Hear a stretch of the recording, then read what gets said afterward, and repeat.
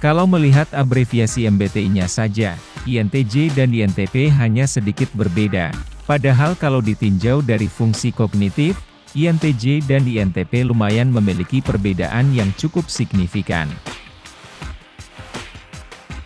Fungsi kognitif INTJ adalah Ni, T, V dan C, sedangkan INTP adalah T, N, C dan V. Dari sana kita bisa melihat bahwa fungsi kognitifnya lumayan berbeda, akan lebih mudah menemukan kesamaan antara INTJ dan INFJ daripada INTJ dan INTP. Apa saja perbedaan antara INTJ dan INTP? Pertama, Ni versus T.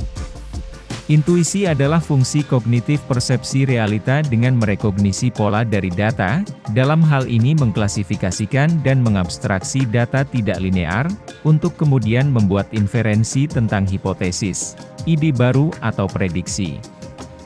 Sedangkan T adalah fungsi kognitif logika yang memiliki fungsi analisis data, atau mengklasifikasikan data yang diketahui, pada skala yang lebih sempit, khusus, dan deduksi akan optimal jika datanya linear.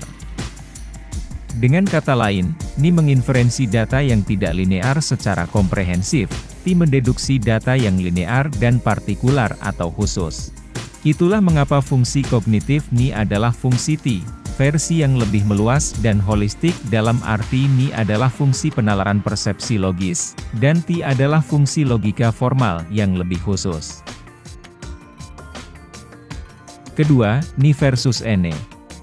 Jika Ni menemukan pola pada sekumpulan data yang tidak linear, untuk membuat atau memproduksi prediksi yang akurat, maka N untuk memproduksi ide baru atau variasi potensi alternatif yang terkadang mengabaikan akurasi.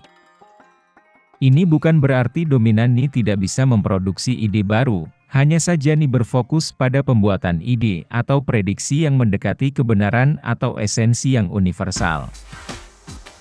Semakin kamu memahami esensi dari suatu konsep maka prediksi yang dihasilkan akan semakin mendekati kebenaran atau berakurasi tinggi.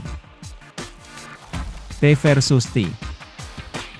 Dalam penilaian logika T, jika sesuatu itu, baik pernyataan atau ide, bisa dibuktikan dengan aplikasi nyata dan apalagi efisien, maka hal itu realistis dan validitasnya tinggi.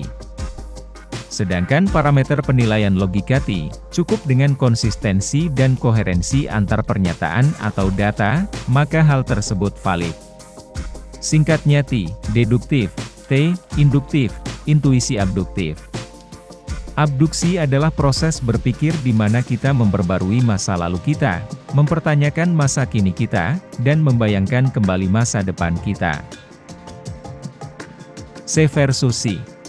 Meskipun C adalah fungsi inferior INTJ, akan tetapi INTJ menggunakan fungsi C, ketika mengumpulkan data dari lingkungannya. C adalah fungsi yang sangat adaptif dan praktikal dengan perubahan, karenanya berorientasi aksi yang nyata. Fungsi inferior C membuat INTJ tidak secepat INTJ dalam beraksi akan tetapi akan lebih praktikal dibandingkan INTP yang memiliki fungsi ketiga C. C mengumpulkan data secara metodis, terurut, dan membutuhkan banyak sekali data baru bertindak. V versus V. V adalah fungsi kognitif terkait konstruksi dan evaluasi konsistensi nilai yang bersifat personal dan berhubungan dengan etika dan moral. V, fungsi kognitif yang bersifat eksternal, yaitu merekognisi atau menyerap perasaan, norma grup atau tribal. Ini membuat INTJ memiliki integritas, mawas diri dan bersikap etis, di mana INTP akan kurang memiliki nilai personal, seakan mudah terbawa orang lain, dan tidak memiliki sikap sehingga kurang terlihat berwibawa atau dewasa.